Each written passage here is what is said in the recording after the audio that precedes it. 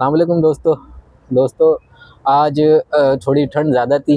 तो ठंड में मैं अरसलान बैठे हुए थे और दोस्तों के साथ चाय पीने का तो खैर अपना ही मज़ा है। बैठे हुए हम लोग डिस्कशन कर रहे थे बर्ड्स के बारे में। जैसे कि दो बंदे जब बर्ड्स लवर बैठे तो बर्ड्स के अलावा तो कोई दूसरी डिस्कशन बनती भी नहीं है। तो बैठे हुए थे, बहुत सारी बातें हम लोगों ने करी। तो सोचा कि मौसम अच्छा है, मूड भी अच्छा है, तो कुछ बर्ड्स से रिलेटेड जो है वीडियो रिकॉर्डिंग कर दी जाए ताकि आप लोगों की भी जो है ना रहनुमाई हो सके। अस्सलाम वालेकुम अरसलान, कैसे हैं? वालेकुम सलाम, अल्हम्दुलिल्लाह। आप कैसे हैं नवीद भाई? जी अल्लाह का शुक्र। जी अरसलान, बोले आजकल क्या सिचुएशन है और कुछ हमारे नए फैंसियर के बारे में ज़रा बताएं कि जो अक्सर जो है हर दफ़ा फैंसियर की हमारे शिकायत होती है कि यार वो जब भी वो पैसा लगाते हैं, यानी कोई बर्ड वो परचेज़ करते हैं जो कि बर्ड मार्केट में बहुत अच्छा भी चल रहा हो, तो जब वो परचेज़ करते हैं तो फिर वो उनको वो रिज़ल्ट नहीं मिलता है, इन अ सेंस कि वो इनकम वो जनरेट नहीं कर पाते, वो लॉस में ही चले जाते हैं और डिसहार्ट हो जाते हैं। तो वो कौन सी गलतियां करते हैं कि जो उनको ये जो है ना लॉस बेयर करना पड़ता है? ज़रा इसके बारे में रहनुमाई करें, बहुत ज़रूरी चीज़ है ये। नवीद भाई, सबसे पहले तो ये है कि हमारा माइंडसेट क्या है कि हम किसी भी काम को स्टार्ट करते हैं तो हमारा माइंडसेट क्या होना चाहिए। सही। तो किसी भी बिजनेस को स्टार्ट करने के लिए या किसी भी शॉप को स्टार्ट करने उसकी पूरी समझ, उसकी पूरी नॉलेज और उसकी एक पूरी थ्योरी हमें पता होनी चाहिए। कहाँ से खरीद रहे हैं, कितने का खरीद रहे हैं और कितने का सेल हो सकता है। ठीक है, तो ये सब सिनेरियो होता है। लेकिन हमारे न्यू फेंसर कहाँ गलती करते हैं कि वो हमेशा महंगी चीज़, ट्रेंड के पीछे भागते हैं। तो जब भी वो ट्रेंड के पीछे कोई भी चीज़ फॉलो करते हैं तो वो सिर्फ फॉलो ही करते जाते हैं, पर जब वो बेचने के लिए आते हैं तो उनको वो रेट नहीं मिल पाते। तो अच्छा, नए फैंसी के लिए तो ट्रेंड ही फॉलो करना होता है, क्योंकि अब जब वो वीडियोस वगैरह देखता है तो वो ट्रेंडिंग वीडियो अमूमन आ रही होती है, तो वो कैसे इस चीज़ को डिसाइड करेगा ट्रेंड को फॉलो करना है या कौन सा बर्ड लेना है? थैंक यू यार, थैंक यू। तो यहाँ पर मसला ये आता है कि हम अक्सर औकात ऐसी चीज़ें खरीद लेते हैं जो आगे जाके उनकी कोई डिमांड नहीं रहती।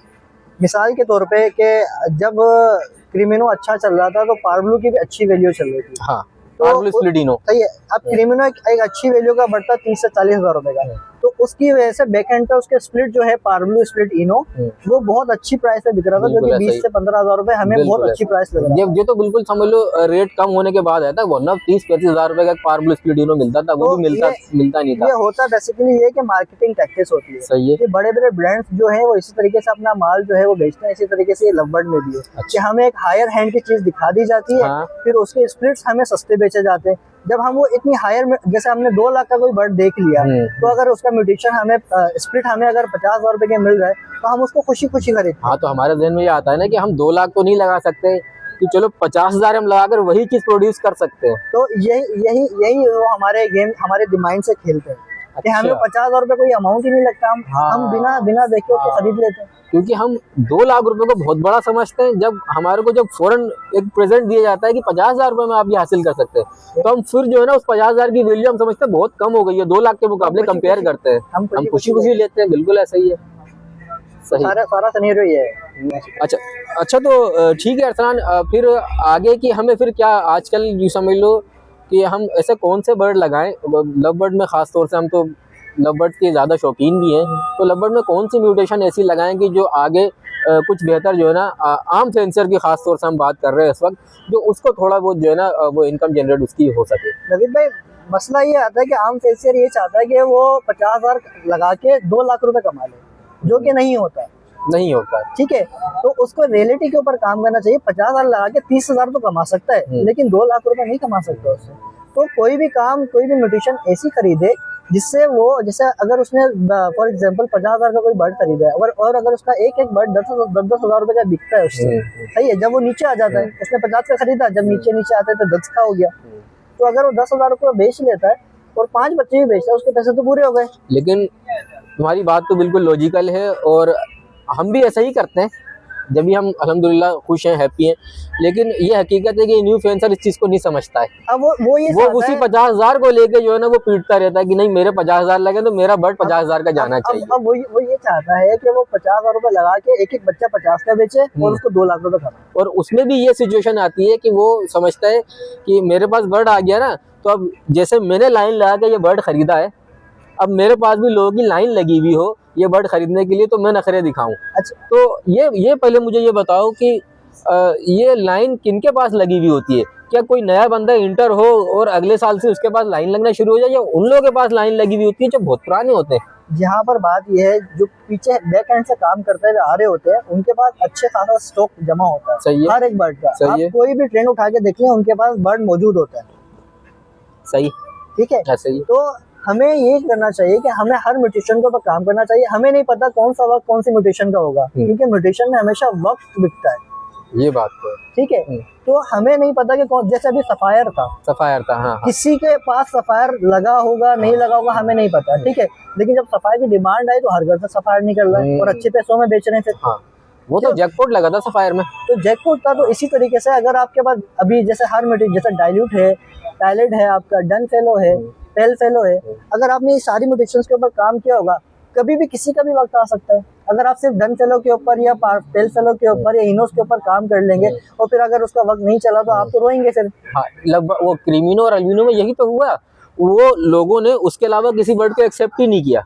यहाँ पर मैं आपकी एक बात रहनुमाई कर दूं कि लोग उस क्रीमिनो डेकिनो से बाहर आ ही नहीं रहे। अच्छा, अभी तक नहीं आए बहुत से लोग। मैंने अभी भी देखा बहुत से लोग अच्छा खासा अल्बिनो और क्रीमिनो लगा के बैठे हुए और फेसबुक पे पोस्ट लगा रहे हैं कि यार इनके रेट कब ऊपर जाएंगे। मेरे ख्याल में अब थोड़ा सा उनको जाग जाना चाहिए। नहीं, क्रीमिनो डेकिनो अब देखो ऊपर नहीं आएगा। अब देखो ऊपर की जो चल रही है हमें वो लगानी पड़ेगी। देखिए, हमें आगे की वर्किंग सोचकर हम कुछ कमा सकते हैं, वरना हम सिर्फ ट्रेंड को फॉलो करते रह जाएंगे और हमसे कमाने वाले कमा के निकल जाएंगे और फिर हम वही जल रहे होंगे। ऐसे ही है। सही। अच्छा अरसलान, अभी 2-3 दिन पहले तुमने मुझे एक बर्ड दिखाया था, एक्वा ओपलाइन पेल फेलो B1 जी। सही है।